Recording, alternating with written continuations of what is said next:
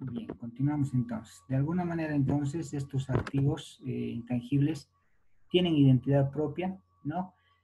Y la incorporación en el aspecto financiero, ¿no? De alguna manera tiene que ver con el valor que le den las otras personas, ¿no? Es decir, el mundo entero.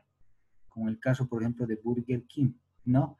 En el mundo todos quieren comer Burger King, entonces de alguna manera el dueño de esta marca, de este producto que es Burger King, le da el permiso de que en Bolivia, por ejemplo, se produzca y venda, no produzca, se venda este producto Burger King, y ahí seguramente esa condición de querer, ¿no?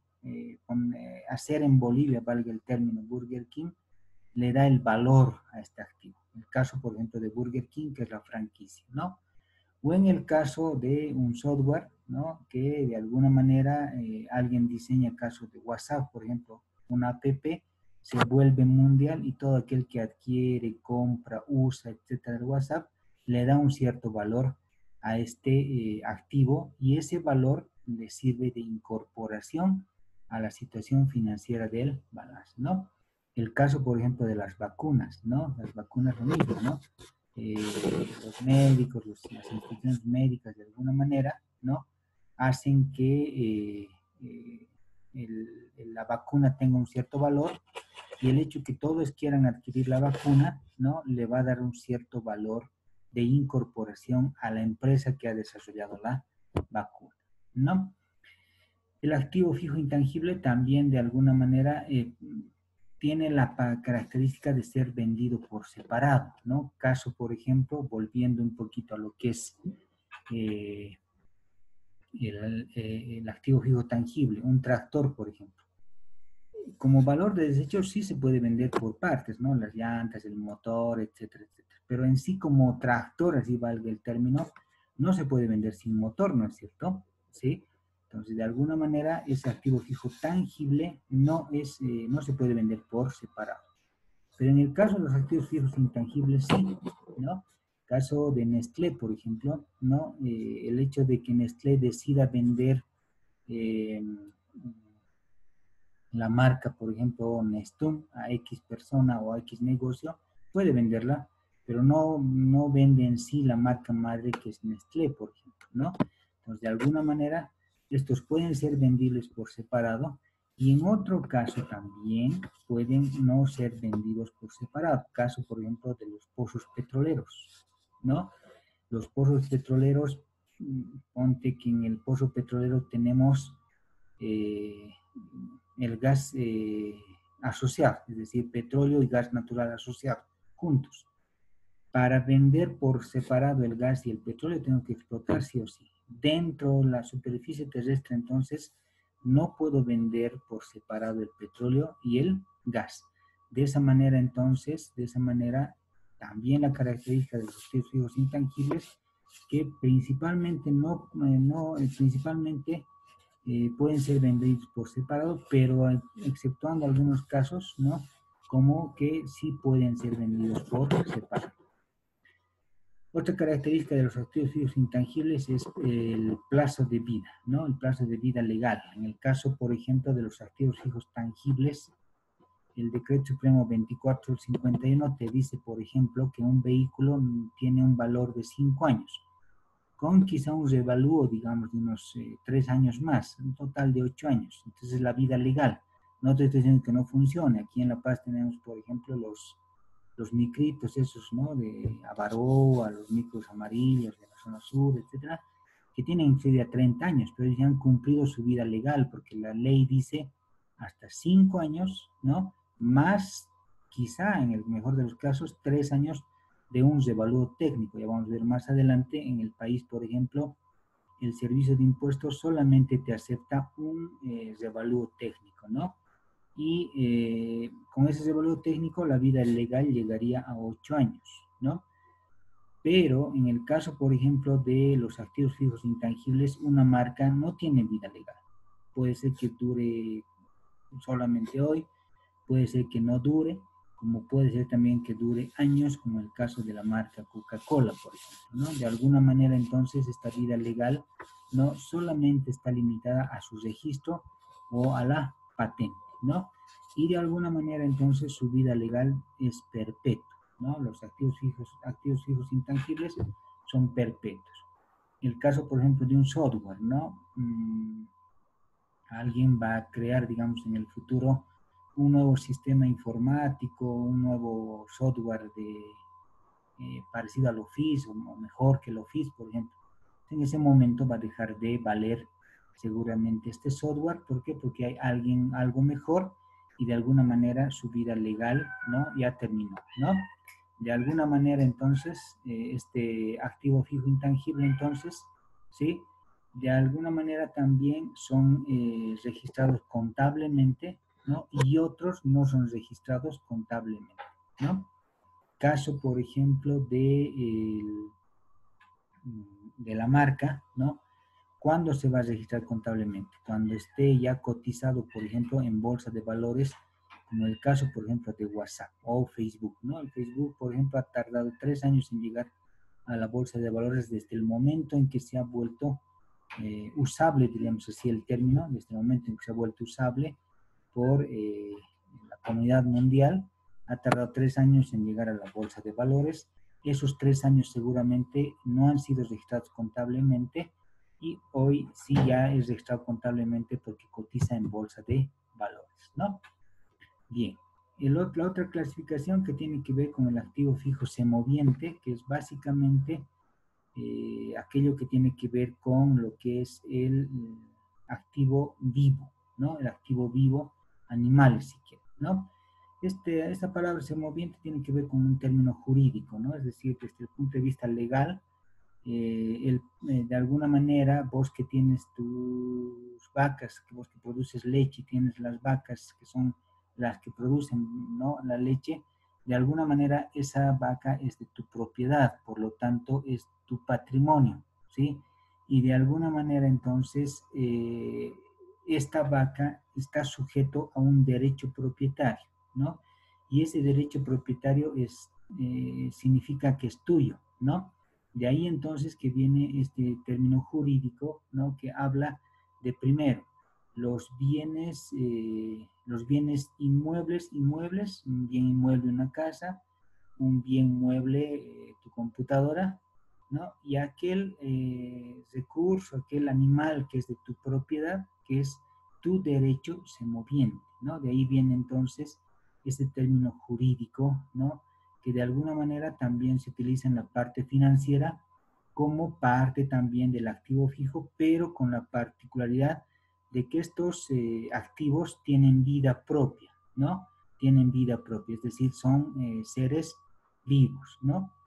Dejamos de lado que sean pensantes o no, que sientan o no, etcétera, pero que de alguna manera te ayuda a la producción económica en lo que es tu negocio, ¿no? En el caso de las cabezas de ganado, por ejemplo. Tu mascota, tu perrito, tu gatito, sí es tu ambiente activo, semoviente. Vos personalmente es de tu propiedad ese perrito, pero quizá no tiene producción económica. Puede tener otro tipo de producción emocional, sentimental, etcétera, etcétera, pero no tiene una producción económica. ¿Sigue siendo tu activo? Sigue siendo tu activo. ¿Sigue siendo un activo semoviente? Sí, porque tiene vida, pero no produce, ¿no? Ganancia o sustento económico. Por eso que generalmente esta denominación de activo semoviente está orientado a las cabezas de ganado, reses, ovejas, eh, ¿cómo llamarle, no? Alpacas, etcétera, que de alguna manera te ayudan a una producción económica. Aunque hay ciertas especies, le vamos a llamar así, que en relación a la terminología, en relación a la vida útil, por ejemplo, no estarían alcanzados ya desde el punto de vista jurídico por este término semoviente. El caso, por ejemplo, de las abejas. Vos que eres una empresa que produce miel, ¿qué tiempo de vida útil tiene una abeja? ¿Cómo puedes determinar cantidad de estas abejas o inclusive cantidad, o inclusive unitarizar estas abejas y de alguna manera medir la producción económica. Es un poquito difícil, ¿no? Ponte para producir 10 kilos de miel al mes. Estimas que tienes, ponle 100.000 abejas, pero no sabes exactamente cuántas abejas tienes. Entonces, esas particularidades hacen que inclusive este término de semoviente esté ya un poquito obsoleto. Pero de alguna manera, entonces, activo semoviente está más orientado a las cabezas de ganado, a todo aquello que significa producción económica. ¿Ya? Tradicionalmente, entonces,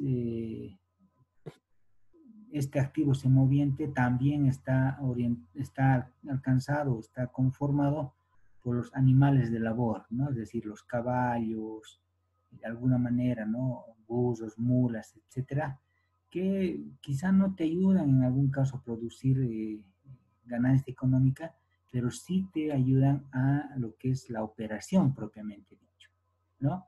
En el caso, por ejemplo, de una empresa que, vamos al ejemplo, una empresa productora de leche, ¿no? Sus vacas sí producen ganancia, sí producen, ayudan a producir el producto propiamente dicho, y ese producto produce ganancia.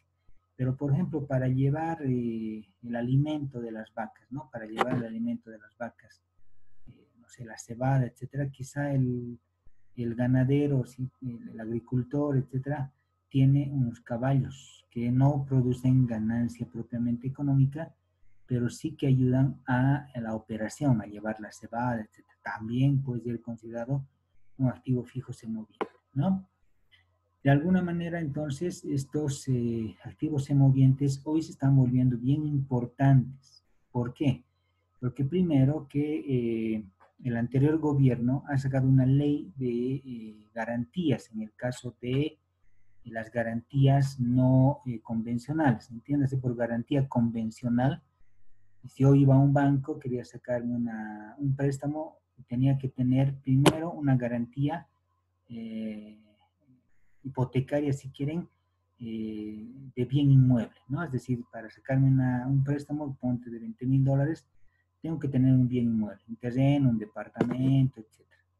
En algunos casos, antes principalmente, se aceptaban las garantías eh, eh, inmuebles, ¿no? Es decir, teléfonos, por ejemplo, antes, estoy hablando de unos 20 años atrás, el tener una acción telefónica de Cotel era y te servía para sacarte un préstamo, ¿no? Hoy ya no te sirve, lamentablemente. Los vehículos, lo mismo. Antes tú te prestabas dinero y del banco te podías prestar sobre la garantía de tu vehículo. Hoy en día ya no. Estas garantías de inmuebles lamentablemente ya no son muy usadas en el banco, por eso es que los bancos, las entidades financieras, te piden más las garantías de bienes inmuebles. Pero el anterior gobierno ha sacado una norma que dice que los bancos ya deben estar otorgando créditos, especialmente al área rural, al área agrícola, ¿no? Sobre las garantías no convencionales. Y esas garantías no convencionales son básicamente las cabezas de ganado, las reservas petroleras, las reservas mineras, las plantas frutales, etcétera, que con la ley de garantías no convencionales, los bancos deben ya empezar a prestar dinero sobre este tipo de garantías. Entonces, hoy se vuelve ya también, de alguna manera, ¿no? Importante que este activo fijo semoviente, ¿no? Esté ya controlado, por lo menos controlado, sino en la parte financiera ya con valor en el balance, ¿no? Esté controlado ¿para qué? Para que de alguna manera vos tengas un registro y ese registro te ayude a sacar, por ejemplo, un préstamo financiero bancario bajo esta denominación, ¿no? De activo fijo semoviente. Los amigos ganaderos principalmente están sacando esto sobre 1,000 cabezas de ganado, etcétera, etcétera, ¿no? Los forestales están haciendo inventariación de sus árboles madereros, etcétera, están sacando préstamos sobre estos activos fijos semovientes o también llamados activos fijos ¿no? De bienes o de recursos naturales, ¿sí?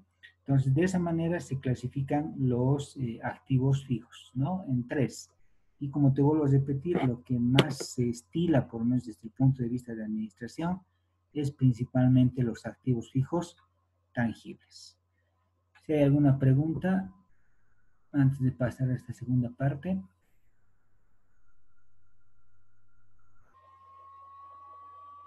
¿Alguna consulta?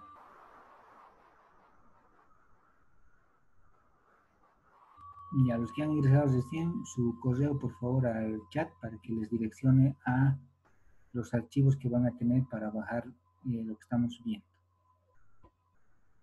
Continuamos entonces. Ahora, ¿cuál es el valor entonces de estos activos?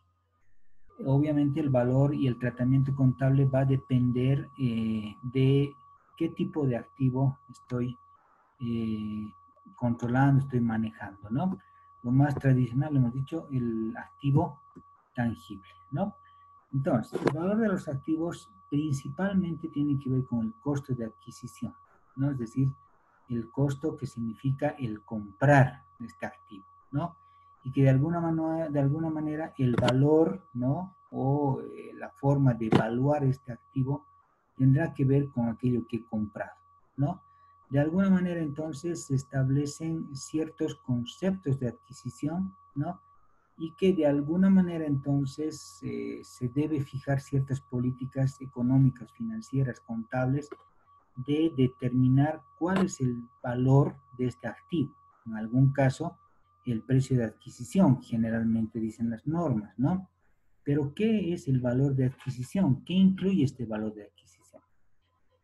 En el caso, por ejemplo, de comprar un vehículo, ¿no? El vehículo tiene que ver con el pago del propio derecho, es decir, de la transmisión del derecho propietario, es decir, compro el vehículo, pero al comprar ese vehículo seguramente tengo que pagar algunos impuestos, tengo que de alguna manera pagar gastos de importación, tengo que pagar seguramente honorarios profesionales, tanto legales, para que pase a mi nombre, honorarios técnicos seguramente para que me ponga en punto el vehículo, seguros, en algún caso almacenaje, etcétera. Es decir, este costo de adquisición tendrá que estar bien determinado desde el punto de vista de política financiera, cuál va a ser el valor de este activo. Tradicionalmente en muchas empresas, especialmente de medianas empresas para abajo, se cometen errores financieros, ¿no? Compramos, por ejemplo, un vehículo a medio uso, póngale, ¿no? Compramos un vehículo a medio uso, póngale $10,000, ¿no? Lo que pagamos por hacer el papeleo para que pase a nuestro nombre, el traspaso en la alcaldía a nuestro nombre, un seguro, el cambiar llantas, el, no sé, el hacer algún arreglo al motor, etcétera, etcétera, es considerado gasto en muchos o por muchos profesionales contables principalmente, ¿no? Pero dentro de ello entonces tendremos que fijar, ¿no? Un cierto tipo de políticas contables y dentro de ello entonces en estas políticas contables se tendrá que determinar qué significa adquisición. Si solamente es el precio de compra y venta o de alguna manera este precio de adquisición va a también incluir todo aquello que significa eh, transferir el derecho propietario, poner en punto al activo, etc. Entonces, si bien dice, ¿no? El valor del activo es el precio de adquisición, hay que entender qué es esta adquisición, ¿no? O esta compra, ¿no es cierto? Ahora, generalmente lo que tradicionalmente hacemos nosotros es, vamos, digamos, a una empresa que nos vende una impresora, el precio de compra, los 30,000 bolivianos, ese puede ser considerado el valor de adquisición, ¿no es cierto?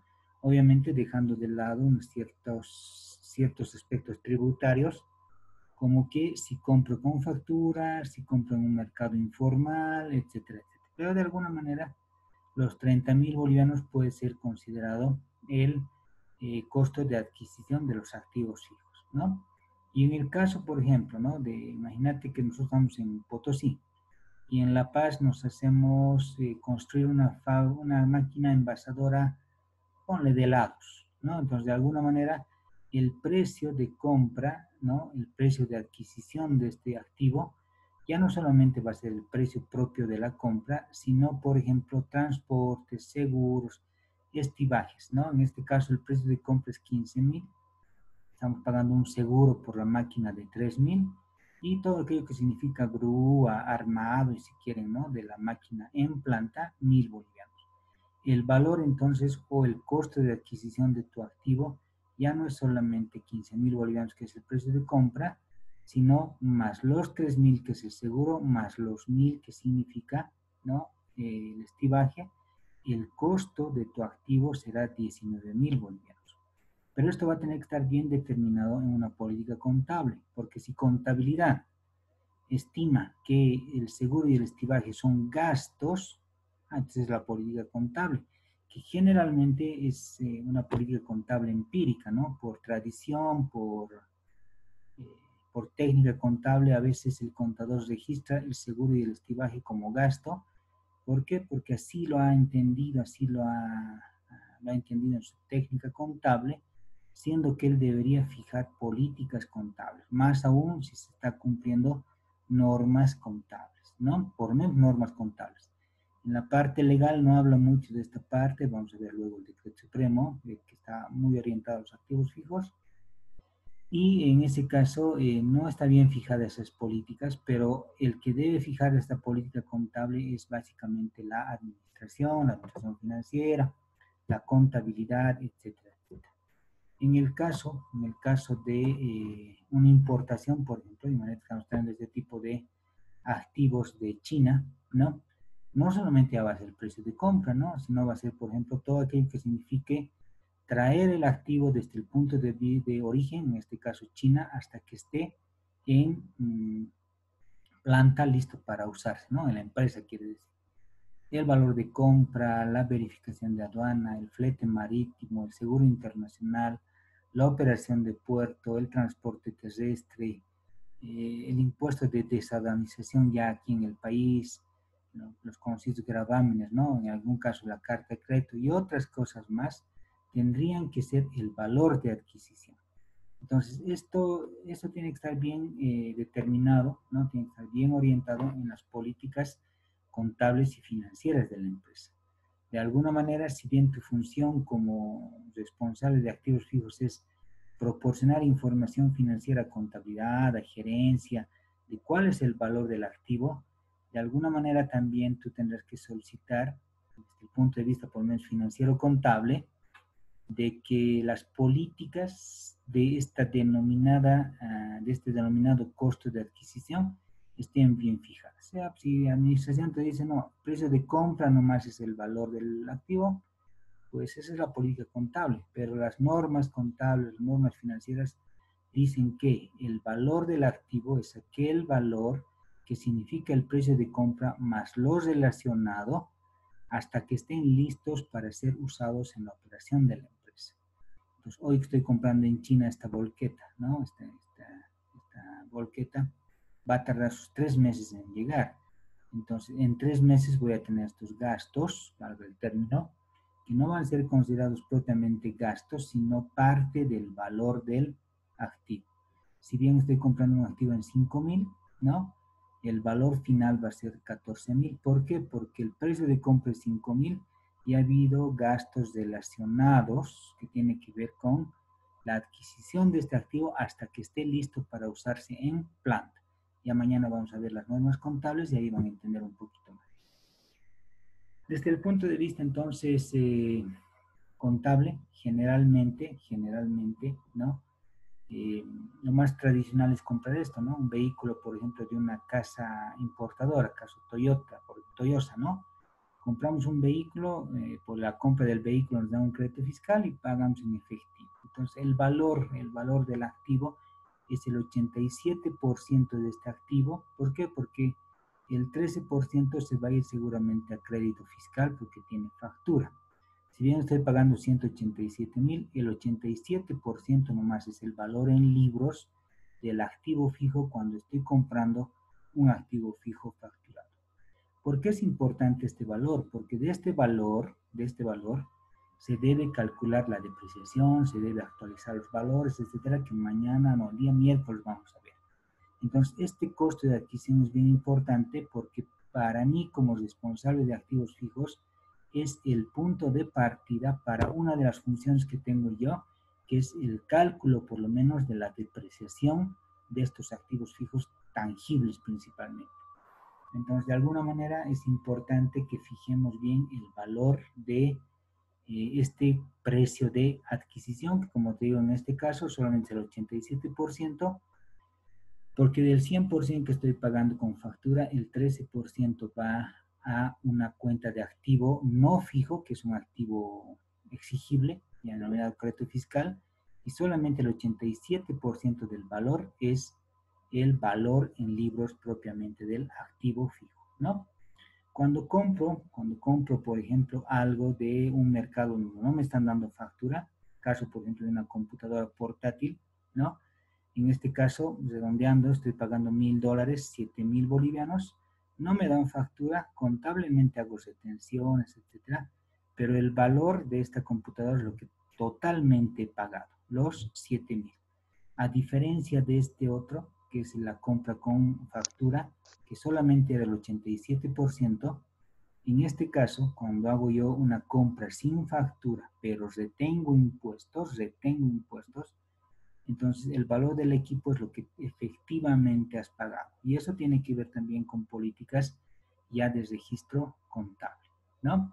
En el caso, por ejemplo, de una compra de distinta región, como hemos visto, ¿no? El valor de la máquina en Santa Cruz dice 150,000, pero me están facturando. El transporte, 15,000 bolivianos, pero me están facturando. Y el valor de un seguro por si pase algo, ¿no? 5,000 bolivianos, pero también facturado. Voy a sacar los 87% de cada uno, porque todo tiene factura. Si bien estoy pagando 170,000 bolivianos por la máquina más traerla, ¿no? Solamente el valor de mi máquina va a ser 147,000. ¿Por qué? Porque el 13% de alguna manera está registrándose en la cuenta propiamente de activo denominado crédito fiscal, ¿no? Ya contablemente, de alguna manera, puedo utilizar una cuenta transitoria que me va a ayudar a registrar y acumular estos valores. Como ven acá, estoy pagando la compra propiamente del bien, los 130,500, que es el 87%. Si bien estoy pagando 150,000, el 13% va al crédito fiscal. Luego pago, dice, el valor del flete o el transporte. Estoy pagando o estoy aquí por pagar 15,000. Solamente el 87% está yendo al valor del activo, ¿no? Y aquí tengo un mayor que me está ayudando a acumular, ¿no? El valor final, ¿no? Del valor en libros, ¿no? En la política contable, de alguna manera, me dirán entonces, cumpliendo esas normas contables, me dirán el valor del activo es el precio de compra más lo relacionado, que en este caso son el 87% porque tiene factura, ¿no? De alguna manera, entonces, estos 87% se están registrando en estas cuentas denominadas activo fijo en tránsito, que me están ayudando contablemente solamente a acumular un valor real del activo. Una vez que el activo ya esté en la empresa, recién doy de alta, mira, un activo fijo propiamente dicho, maquinaria y equipo, y esto que me ayuda a acumular, ¿no? Esta cuenta transitoria que me ayuda a acumular el valor del activo, se está Qué cerrando lindo, porque amo mi me ayudó a contabilidad, acumular, Alfredo. ¿no? Amo contabilidad. De alguna Mi vida. manera, a ver, ¿Tienes el número de doña? ¿quién está con su micrófono?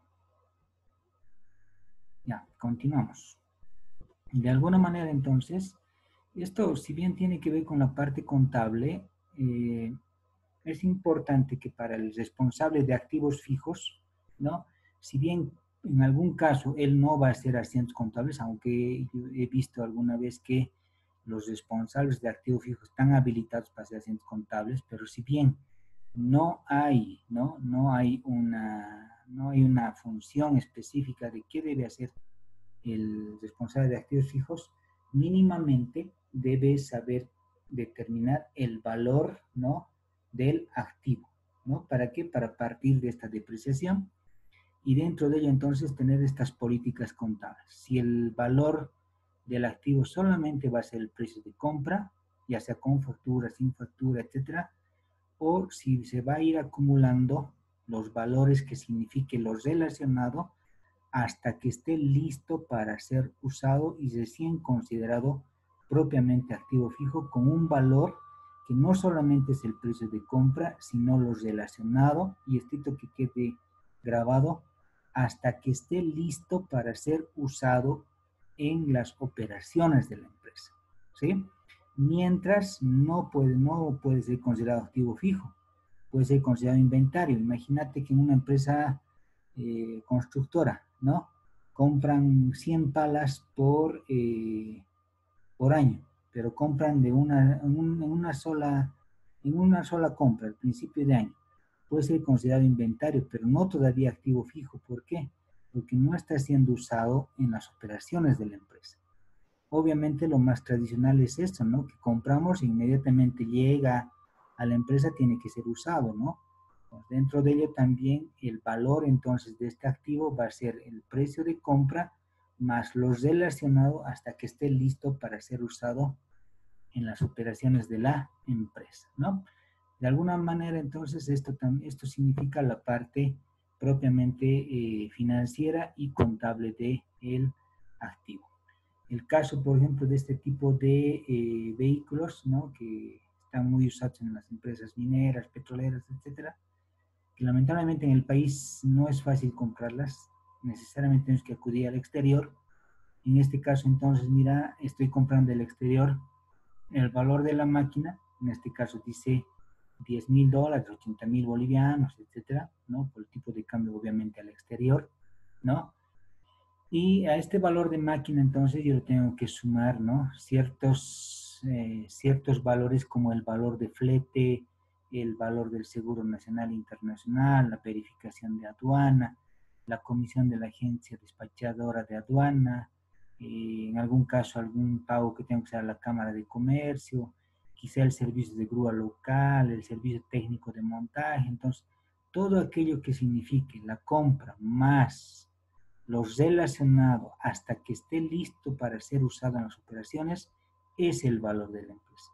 Y contablemente, mientras se vaya haciendo estas operaciones, que tomará, digamos, 3 meses, un año en algún caso, en empresas, por ejemplo, fábricas, en implementar un sistema productivo no es sencillo, ¿no? Un año, digamos.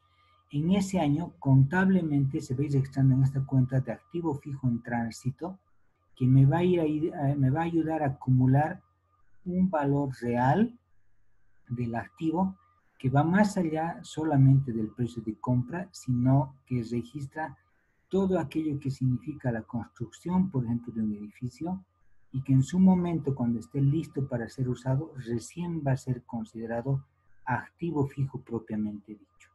Si bien aquí hemos pagado 80,000 bolivianos por el equipo en el exterior, el valor del activo es 86,200. Y alguien pregunta, ¿de dónde salen estos 86,200? De todo aquello que significa, ¿no? De todo aquello que significa lo acumulado, lo relacionado en traer el bien desde el exterior hasta que esté listo para ser usado en las operaciones de la empresa. Entonces tiene que ver con las políticas con las políticas propiamente de adquisición. Entonces, ¿qué elementos están incluidos, digamos así, en el costo de adquisición? El costo de algún caso por la compra, la apertura, la instalación, etcétera, todo aquello que signifique en algún caso introducción al mercado, ¿no? De alguna manera, aquello que tenga que ver inclusive con promoción, ¿no? En el caso, por ejemplo, de la marca, ¿no? El hacer conocer la marca tiene que ver con mucho con promoción y publicidad, que en muchos casos es considerado gasto, ¿no? Pero en otros casos es considerado también parte de este activo, ¿no? El costo de apertura, por ejemplo, ¿no? El constituir, si quieres, ese negocio puede ser considerado también este valor, por ejemplo, de una marca, ¿no? Y en algún caso, algún costo administrativo que tenga que ver, por ejemplo, con la parte legal, ¿no? En el caso de los activos fijos intangibles, entonces, tiene que ver mucho con la estimación, ¿no? Es decir, cuánto te ha costado, de alguna manera, escribir el libro, cuánto te ha costado desarrollar tu marca, ¿no? Cuánto te ha costado, de alguna manera, invertir, por ejemplo, en, en hacer conocer tu producto, por ejemplo, ¿no? De alguna manera, entonces, estos activos fijos intangibles deben también ser considerados, ¿no? A través de una acumulación de costos. El caso, por ejemplo, de una reserva minera, para ir a entender cuánto mineral existe acá y cuánto voy a tener de ganancia en el futuro por extraer estos minerales, lo primero que tengo que hacer seguramente es invertir en la búsqueda de esa reserva minera, petrolera, etcétera, y ese valor de este activo fijo intangible tendrá que ver con todo aquello que signifique el hacer el estudio, ¿no? De esta reserva minera, en inversión en salarios, materiales, etcétera, etcétera, hasta que confirmemos que en esa parte de la superficie terrestre hay minerales, el valor de ese activo fijo que se va a llamar reserva minera será todo aquello que significa la inversión en la búsqueda, en encontrar esta reserva minera, petrolera, etc. En el caso de los activos fijos semovientes, ¿no? Si compras vacas lecheras ya maduras, entonces el valor de ese activo fijo semoviente será la compra de esa vaca lechera, más seguramente algún gasto relacionado que significa traer, etcétera. Pero generalmente en la parte agrícola, ¿no? En la parte agrícola, eh, las vacas lecheras se reproducen y hasta que la cría de esta vaca, ¿no? El ternero de esta vaca, que está destinada también a que en el futuro produzca leche, ¿sí? Si quieres, ¿no? Se preña la vaca, ¿no? Tiene 13 meses de embarazo, ¿no? Más 3 años que esté lista para producir leche la vaca, son por lo menos 3 a 4 años de inversión, que significa el tener una vaca lechera más. Dentro de ella, entonces, esos 4 años la vaca tiene que crecer, tiene que alimentarse, tiene que tener atención veterinaria, etcétera, etcétera. Y las inversiones que la empresa hace en criar esas vacas se conoce con nombre de hato ganadero. Entonces, el valor de los activos fijos semovientes va a ser todas aquellas inversiones que yo realice en este denominado hato ganadero, que es básicamente, ¿no? El controlar, si quieres, las vacas desde el punto de vista de cuánto me significa no solamente criarlas, sino mantenerlas. Como ves aquí en el hato ganadero, por ejemplo, tenemos 386 vacas, 175 vaquillas, 430 vaquillas 1A, 368 novillos, etcétera, que significa que las cabezas de ganado tienen que alimentarse, ¿no es cierto? Entonces, dentro de ello, como ves aquí, mira, estamos viendo de altas, de bajas, etcétera, son activos fijos que tienen que ser controlados, son activos fijos que tienen inversión, en algún caso, ¿no? Las vacas ya están produciendo, y en otro caso, activos fijos semovientes que no están todavía en producción, pero que de alguna manera tienen inversiones en su crecimiento, ¿no? Tienen inversiones en su mantenimiento hasta que estén listas para producir. Y esa inversión o ese valor debe ser controlado. ¿Para qué? Para tener un valor final en cuanto a lo que es, si quieres, este activo fijo denominado activo fijo semoviente. ¿Ya? Entonces, hoy día vamos a ver hasta acá, ¿no? Si hay alguna pregunta.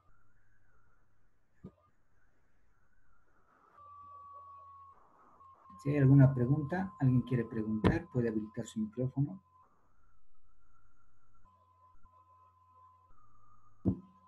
Gracias, licenciado. No está bien claro. Gracias. ¿Alguien más quiere hacer algún comentario?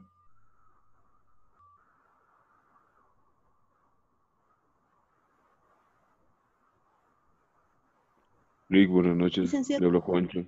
Dime, Juan. Una consulta.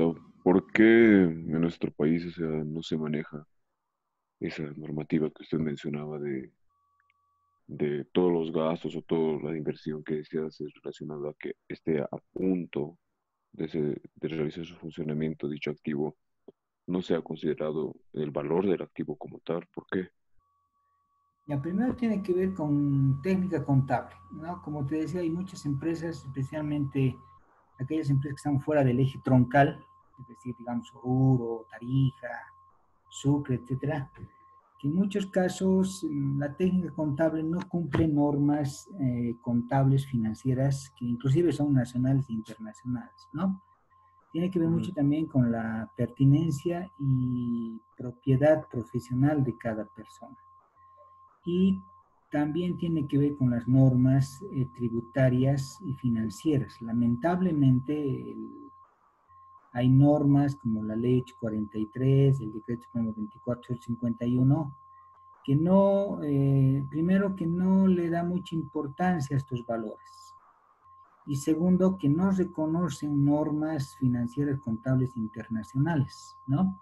Entonces, eso hace de que lamentablemente primero prime la norma tributaria en el país, que no está mal, pero que esas normas tributarias no reconocen las normas contables y pues las normas contables, inclusive nacionales, están más allá de la norma tributaria, ¿no? Es decir, la norma tributaria está a 10 kilómetros, la norma nacional está a 20 kilómetros y la norma internacional está a 1000 kilómetros. Entonces, lamentablemente tiene que ver con actualización, tiene que ver con actualización de norma y tiene que ver también con, de alguna manera, ¿no? Pertinencia profesional, pertinencia también propietaria. Hay muchos empresarios que prefieren de alguna manera no registrar un valor real de sus activos, ¿no? Pero bueno, son cosas que tienen que ver con la normativa. Ojo, no, con eso no quiero decir de que no existan empresas, ¿no? Hay bastantes empresas que cumplen normas internacionales. Lamentablemente en el país se presentan dos tipos de balance, ¿no? Uno, el balance para el servicio de impuestos, donde se tiene que cumplir la norma tributaria, donde como tú dices, quizá no se registra un valor real del activo. Y el otro balance que tiene que ver, por ejemplo, con inversiones internacionales, digámosle así, que ahí sí se tienen que cumplir normas propiamente internacionales, ¿no? Entonces tiene que ver con eso. ¿Alguna otra pregunta más?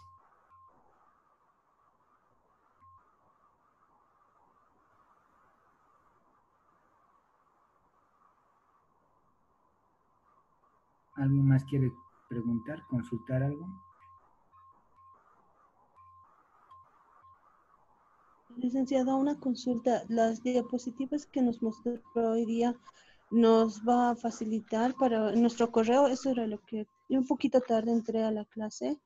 Mil disculpas por la molestia, licenciado. Sí, en el correo les voy a direccionar a una plataforma del Classroom, ahí van a tener videos, van a tener este